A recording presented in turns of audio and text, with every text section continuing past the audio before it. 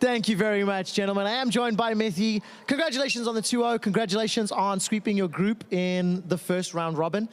Let's start with game 2. Why was it so close? I think we told Trick to leave us bot and just we knew that Iron was coming bot lane and we had a really huge advantage bot, and instead we told Trick to just take his camps on top side. And instead what happened was that we traded sides and it didn't really work out as planned because we had an advantage bot and we could have snowballed through that. And we also thought that Riven was going to be much more useless later in the game.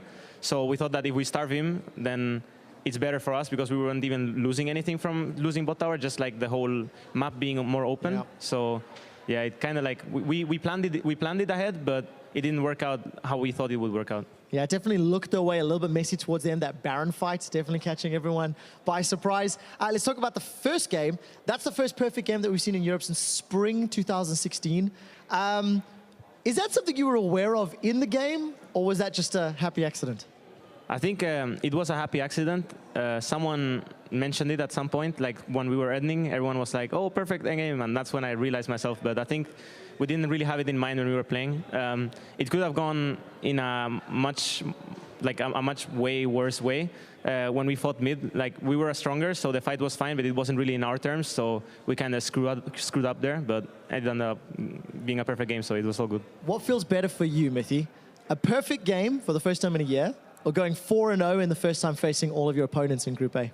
I mean, I've always had the same mindset where I really don't care about the split in itself because of my time in Lemon Dogs where I won the split and then lost at playoffs. So I'm keeping that mindset. Yeah, I'd rather just have clean games. I think the perfect game, even though it was perfect, we didn't really fight on our terms on the fight that won us the game, so we can still play better. I'm really, really happy to hear that. I'm looking forward to seeing whether or not G2 will play better. Next week, you guys are doing some cross-group games. It's the first time we're going to see that. H2K and Roccat. What's your opinions on H2K, seeing how they lost to UOL last week? And, what are your predictions for that series? I think it's fair to lose to UOL. They are the strongest teams, and they had probably the best grasp in the meta. Maybe they still do have it once the new patch comes in, because they were playing Warwick and so on. So I don't underestimate them because they lost to UL. I think that they are a very strong team and their bot lane is very smart. We have scrimmed them a lot, and I just hope we can pull through and win. I want to ask a question about that. You've scrimmed them a lot. Now, this is the first time that we're going to see cross-group play here in Europe. This is the first time that now all of a sudden your scrim partners now become your opponent partners, or your opponents on the Rift. How does that dynamic impact your preparation going from week 3 to week 4 onwards? I mean, it's the same as before, right? Nothing really changes, just that, I mean, the best thing about this whole system is the fact that you're playing best of threes. I think that's it's really amazing that you can actually play a series and not just split games, even though maybe that hurts us at Worlds again because we're playing best of ones, but we will see. I think that it doesn't really affect us. Our scrim partners, our scrim schedule obviously changes between week and week because sometimes you face your own group, sometimes you face people from other groups, but at the end of the day, as long as you get to practice what you want to practice, it doesn't really matter who you play against. Okay, it doesn't matter who you play against now. You're not going to face UOL for a couple of weeks. Who would win if you were to play UOL today, and why? It's hard to say because we play a lot more. I mean, everyone can see that our games on stage are a lot more systematic than they are in scrims. In scrims, we usually, a lot of people get caught. I think there's not 100% focus, even though we try to be. We test a little bit more of our limits, so there's some a lot more deaths. So when we play against UL and they basically just embrace the whole 1 million deaths meta, so they usually come out ahead. So judging from scrims, they would probably have a small lead, but I think we would have a good. We would just be good at adapting on stage, so I think it would be close. It would be close. It would be close. I like that. Not willing to 100% say you would win, but leaning towards it. Mithy, one last question. Let's step back. We've talked a lot about now looking forward the opponent teams. How has the G2 gaming house changed? Now you've got this additional support staff. I was watching Sharks and Youngbuck backstage really discussing Game 2 quite heavily. So explain to me how the coaching staff and the additional support staff is impacting G2's play. Well, it was explained somewhere. Sharks basically helps Joey with whatever he's doing, and they try to improve each other. And then Weldon is doing the same too, but at the same time he is giving us a little bit more of like he's just pet talking us and giving us like some insight into a little bit of like sports psychology. I don't want to call it sports psychology, or he doesn't want to call it sports psychology. I don't really. It's just mindset, maybe right? A healthy mindset, being in a good like basically mind just space. being in a good mindset for the games and like towards improving and so on. So I think between the three, they kind of criticize each other and they make each other better, and we also criticize them a lot. Yeah. So who criticizes you, Mithy? I criticize myself the most, and then from there on, I think my teammates, and then my coaching stuff. Okay, good. That's what I like to hear. Hopefully Sven gives you a lot of trouble. Mithy, congratulations not only on the game today, perfect game, and of course the 4-0 for now. That does it for me here with Mithy. We're going to head over to the post-game lobby. Dracos, take it away.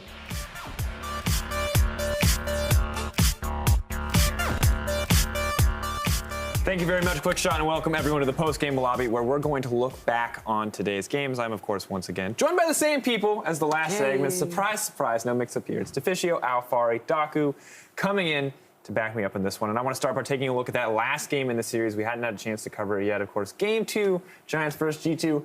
I think we can safely say completely different than the first game. Riven comes in. We thought it was going to be bad, but it feels like it kind of worked out. Kinda, yeah. I mean, it was better than expected. Yeah, it was better than expected. We saw your tweet. Yeah. Called out the Riven instantly. I was ready to reply when we were like 45 minutes into the game if Giants had won, being like, oh, you're wrong. But what would you have liked to see different from that Riven? I mean, I think the main problem with this Riven pick is that it's just so weak for team fighting versus like a Ryze, a Zyra, a Rek'Sai. These champions that can just easily CC you. I think if they want to go for a Riven, like late game, you need to have a QSS or at least Mercury Trez. Try and mitigate the CC that you can actually not get one shot like, as soon as you go in. Because you saw like later on in these team fights, you'll just go in, like get hit by like a Ryze W for 2 seconds and he's gone. Well, we did see, of course, I mean, one of the big moments, of course, was one of those team fights at Baron or around the Baron area for Giants, where we did see the Riven be effective. And it was kind of at this point that we started to question. The Deficio was ready to respond to your salty tweet sarcastically, but of course, Riven not in the team fight this time, instead fighting on the back line. Well, I think I don't know if it's so much the Riven pick here as much as it is just Mithy kind of mispositioning at the start of this fight. Like there was really no reason for him to be there, and he got one-shotted, and it's just messy from G2 really. Like yeah, the Riven pick is nice for chasing and doing damage, but realistically in a 5v5 it shouldn't happen. I do respect them picking the Riven, because like I know we talk so much about simple comps versus hard comps to execute, and obviously Riven compositions kind of fall under the hard one. Yeah. But the fact that you lose first game is like perfect game. You feel like it's really hard for you to do anything to like win that second game, and you try and throw that big like curveball. If Riven was the correct choice, you can argue against like as a coach. Do you also agree with this philosophy of like throwing out some of these completely new picks if you feel like you're an underdog? I don't, because I think if you're the underdog, your goal during the split is just to improve as much as you can. So I would say take this opportunity to play the best team in the league and see how you can shore up with them on regular picks. Because it's so much easier to see macro mistakes after that when you're used to these specific picks. So like, for example, if they had Rumble or Trundle, Trundle can do a very similar role to what Riven was doing that game, can just split push. And you could see how you played the 1-3-1 wrong or the 4-1 wrong. With Rumble, you can see how you played team fights wrong or where you should have TP'd. Like, you can improve so much more as a macro team if you just play the regular picks. But I feel like with Riven, you lose out on that opportunity a bit. And Riven, of course, very lackluster. And while we did get to see some Riven highlight moments, obviously a very solid score in the end, there was that crucial team fight where Riven, kind of as expected, with no tools to block the CC, just got popped immediately. Alfari actually yelled during this fight, "This is why you need QSS!" As soon as he jumps in, and he's gone. There he goes. Yeah, Slowly but surely, takes a couple seconds there on the shutdown, but of course that's the disastrous setup. Riven, not quite the tanky Mao guy. Definitely does not want to go in first. And once again, an exciting pick to watch, an exciting pick to see. But at the end of the day, just when it's coming in through the front, when you see it coming, it just does not feel very impactful. Nah, and again, G2 had a good comp to also deal with it in fights. Idea obviously was that Riven would kind of try and win the side lane split push. Problem was G2's composition as well. Like, it's not just Shen global. There's also Rek'Sai global. There's Ashe Arrow, which is fantastic against teams who wants to try and split push, like force fights, especially around mid lane. And then also we had one more pick, I forgot, Ryze as well. Obviously winning the other side lane against Talir. So it was never 1-3-1 from Giants. It was more like can Riven win on her own on the side? Otherwise, we have to teamfight our way out, and then Riven is obviously way weaker than most tanks, and that's kind of one of the issues for them. Well, of course, after a perfect game as well, we're going to award player of the series, but it was kind of a big team effort across the board for G2, but Expect is going to win it out in the end. I think that second game, really an amazing Shen performance for him, mitigating any advantages the Riven could have had. So I'm curious how far Riven, Shen, I mean, is the Shen expected to win out here? What's your thoughts? I mean, I don't think Shen should fall behind. Like, once Riven gets Black Cleaver, he should be able to like win pretty handily 1v1, but he never got to do that this game. And Shen's just like much better for team fighting, for making plays both side, and Expect had like pretty good taunt flashes this game, so I guess he deserves it. Is Expect the best top laner in Group A, or are you the best top laner in Group A? I'm better than him. Boom. I like it. I like how you don't even include anyone else in the picture. You're like, these two. All right. All right. I mean, who solid. else right now? Of course, it wasn't all Group A. Well, I mean, there's no one else right now. I don't know. I Okay, agree. fair, I agree. fair. All right, I'm pulling back.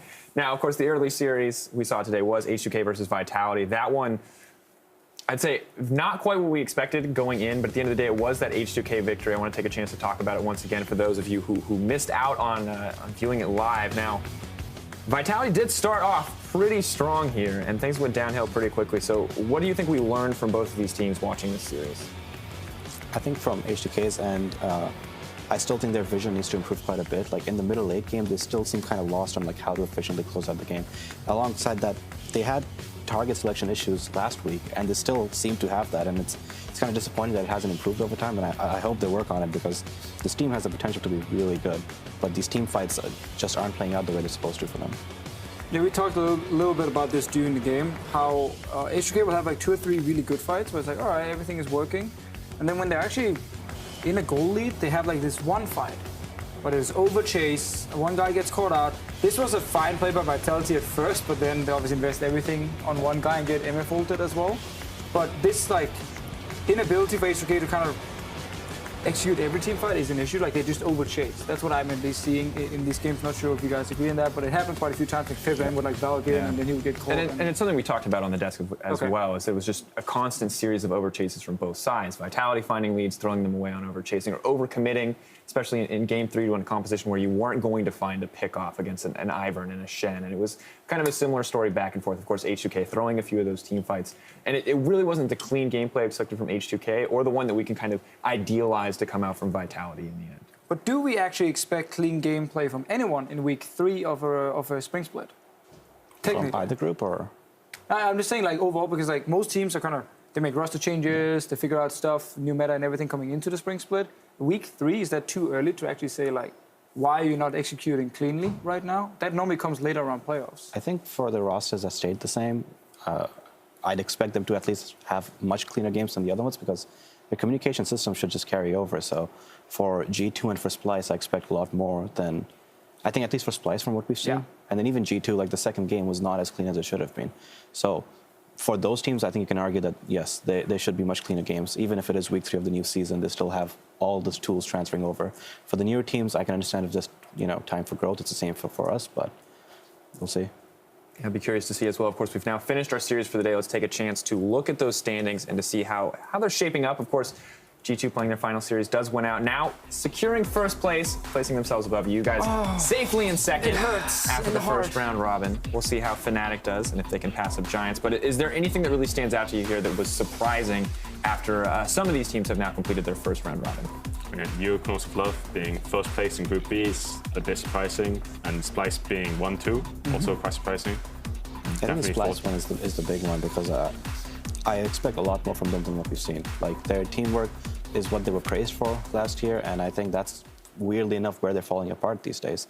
It just seems like sometimes they're not on the same page, and so maybe it'll get better as we go on. Of course, it's still week 3. Maybe they're out of practice. I don't know, but like for Splice, I think they really need to step up for what's expected of them from Group B. And now we have the games tomorrow, and then obviously from next week it's the cross group play. You guys will start playing Unicorns, Splice, H2K, all these different teams. Anyone specifically you're looking forward to play? I think Splice and H2K will be fun to play, or also Unicorns of Love, obviously. Like first in their group, so that'll be exciting. Yeah, I think Group B is just a lot of fun to play against, to be honest. All the best teams are there. Group B feels really chaotic. Except for G2. Except for G2, it's actually true. Absolutely. Now, of course, let's take a chance to look at those games tomorrow. You brought them up briefly, but as we look at tomorrow's schedule, I'm kind of curious to see how these next couple matches will unfold. Will give us a better picture of how the groups are going to stack up.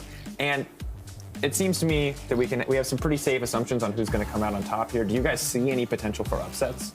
I think maybe Rocket could beat Fnatic, like at least maybe take one game. I think it's kind of realistic. Maybe even take the series. I'm not entirely sure, but I think there's definitely potential there. I think I just want to see like if Fnatic fixes the draft or the champion pool issues, because we did get away with that in our series against them. I didn't like the drafts much, and it seems like they didn't play the champions that are strong on this patch. So if they can fix that for Rocket, then I think they'll be in a good spot. But otherwise, there is an upset potential there. Yeah. Curious to see how it unfolds. Of course, we'll find out tomorrow. But other thing that happened today is we saw an interview with Prawley, and he brought up kind of that the Shen Ivern comp was the quote-unquote easy composition, right? That it was like the simple composition to play, that it had this inevitable scaling that you were sure to win if you could take it to late game. And I was curious how you guys felt about that, and if you think that's accurate given the current meta. I'm not sure if Shen is like a free win late game, but I definitely do agree with Ivan being like by far the best scaling jungler at the moment. So whenever you have Ivan, typically going to win late game because it's just like the shields, redemption, locket. It's just so hard to teamfight against it. The only downfall I feel like we see with Iron comps is in case they don't have enough damage. But again, with the current AD carries being used, like Corki mid, these kind of things, you almost always have enough damage. I think once we saw a combo that ran like double physical damage, they were against the Shen themselves and they had Iron and they just kind of ran out of damage because Shen could block so many of the autos. But apart from that, the fact that Iron literally gives tankiness to squishy members and at CC as well, it makes the carries too strong, almost, that they have so much extra HP. Sorry, I think one thing that goes unnoticed is that it's not just that it's easier to play in game, it's very easy to draft Ivern comps as well, because it seems to fit in almost every single type of play. So even if teams are poor at drafting, if they just pick up the Ivern, they will probably have a cohesive comp regardless, and a comp that'll scale well into mid and late game. So they can make mistakes in drafting and get away with it, which I think is a huge strength of the pick as well. Is it easier to punish in scrims, where people might invade early compared to on stage? Or is that exactly the same in scrims as well? Well, I think the new pick that Trick pulled out, at least in LCS, Graves, like worked pretty well against Ivan.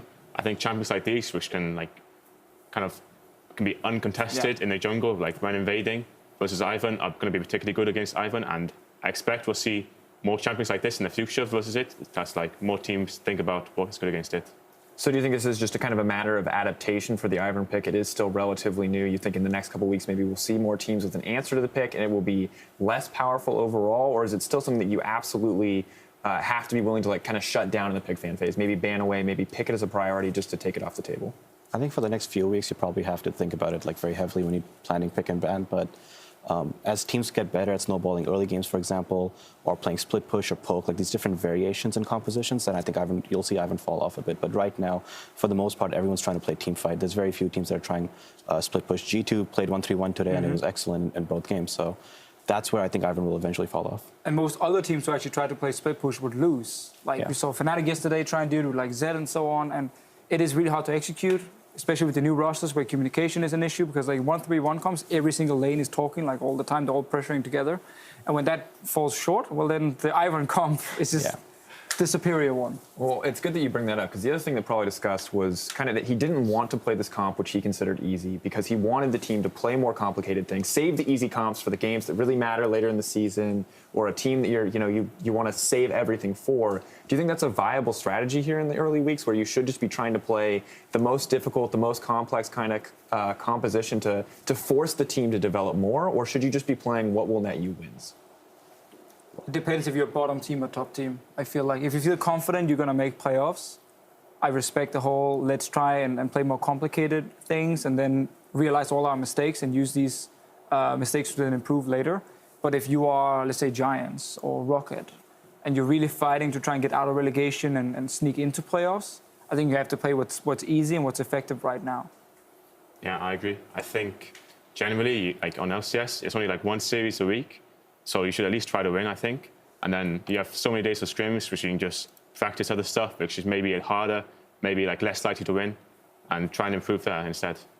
And there's also the factor where, like, sure, you might be a top team, and so you might be okay playing more complex comps on stage, but there's also the option of just playing the simple one and practicing those complex comps in scrims. and then pulling them out for games that actually matter. So I don't necessarily think like you need stage practice with difficult compositions to play them effectively. You just need efficient scrim practice. We heard a lot last year. Players and coaches were talking about how you could only get real practice on stage because scrims would just be like so bad. Like everyone would kill each other 20 times in 10 minutes and then just FF the game and go next. You guys obviously scrimming in Europe have been scrimming now for quite some time, and also scrimmed in Korea before in the off season. Is European scrim culture better now? Is it less 20 million kills and then FF? Compared to before, yes. I actually think all the coaches, or most of the coaches that I've talked to, have made drastic changes to how the team, just practices overall and how on time they are for scrims. One thing that when we were in Korea was in my opinion, really effective was that between the two blocks there was a 2-hour break. So the second block always felt really effective because you had such a long time to reset. I think that's the only difference between Korea and EU in terms of practice. The second block still feels a little bit, out of sync because people are tired and you can see that they're not making the best decisions, which they normally wouldn't. But overall, I think Europe's really stepped up this year for scrim culture overall. Do you agree, Alfari? Yeah, I mean, I don't really notice a big difference from this year and last year. Like, scrimming is still scrimming. I mean, it's kind of good to hear that that's been an glad to hear from improvement. the coach, though. Yeah. And also, I mean, it was a pretty large criticism. And do you have any thoughts on like why has this changed? Is it just that all of Europe wants to level up and get better? Was this a conscious effort across teams, or is it just that as teams are improving, scrim culture is kind of improving along with them? No, it was definitely a conscious effort. Like before the season started, all the coaches got together and we all talked about how we wanted to practice. So it was very much an active effort to try to improve everything, because last year there were definitely some complaints in terms of like either how on time teams were or the tilt factor that some players would have. So there were issues with scrims, and I'm actually very impressed with the EU coaches this year. I think they've done an excellent job in elevating the scene. So my kind of final question on this subject is, we have cross-group play coming up. You heard Quickshot mention it earlier, talking with Mithy, and I'm curious how that's going to affect you guys. I assume mostly scrimming outside your group for now. Is scheduling scrims just going to be a disaster? Do you guys already have planned who you're going to practice against? How does that affect your preparation? In our case, going into the season, we made a goal, which was we'll scrim all the top teams that we can get, because for Misfits, the goal is to improve as much as we can in the regular season and then show up in playoffs. Now, maybe the goal is different for G2 or for Splice or these other teams that have different expectations than us. But for us, it hasn't really mattered too much. We're just looking to scrim all the top teams and then just performing on stage. All right, and kind of wanted to close out here. I want just some final expectations. We've had 3 weeks now. We're finishing up the first round robin. Of course, one more day of play left before we finish that out. How are we feeling about Europe overall as a region? Do we once again have these very secluded teams at the top? Is it very top-weighted like it was last season with H2K Splice? Do we expect it to stay that way? What are the feelings? I don't think it's super top-heavy right now. I think Unicorns of Love, who is number 1 in Group B, has definitely had extremely close games against a lot of the other teams in their group. And while they did win them, I don't think they're like way better than most of the other teams in that group. And I think Group A, while G2 is the best, it's somewhat the same. A little bit, I guess G2 is slightly ahead of Unicorns in that regard. But I think we have a lot of very cool up-and-coming teams. And I mean, like, Misfits is one of them. I think, like, funny enough, Splice, even though they haven't changed anything, I'm expecting them to pick up the pace very soon. And then I think we might have, like, 5 potential top teams that can actually compete in playoffs and play some really competitive games. Yeah. Exciting to see, too, because we've seen so many teams in the past be really exciting in the regular season and then not be able to kind of bring something to the table when it comes to best of 5 overall. And do you guys kind of echo Deficio's statement here? Do you feel like there's a lot of strong teams right now, or are you guys mainly looking at 1 or 2 at the top of the table? I agree. Like, I think today's series in particular also showed that the difference between like the perceived top teams like H2K and G2 to like Vitality and Giants maybe isn't as big as people thought.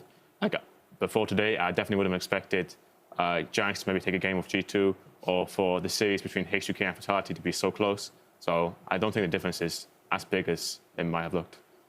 Yeah, I mean, for me, it's pretty exciting to see. I love having a lot of top teams. I know, it's good. Good to get parity between the teams, parity between the groups. But, of course, thank you again so much, Daku, Alfari, for joining me. Deficio as well. I shouldn't thank you. This is your job. Thank me. I am not thanking you. All right, well, that's going to do it for us tonight. Thank you so much for coming. Don't forget to tune in tomorrow at 4 p.m. Central European Time, 7 a.m. Pacific, for our friends across the Atlantic, as the EU LCS 2017 Spring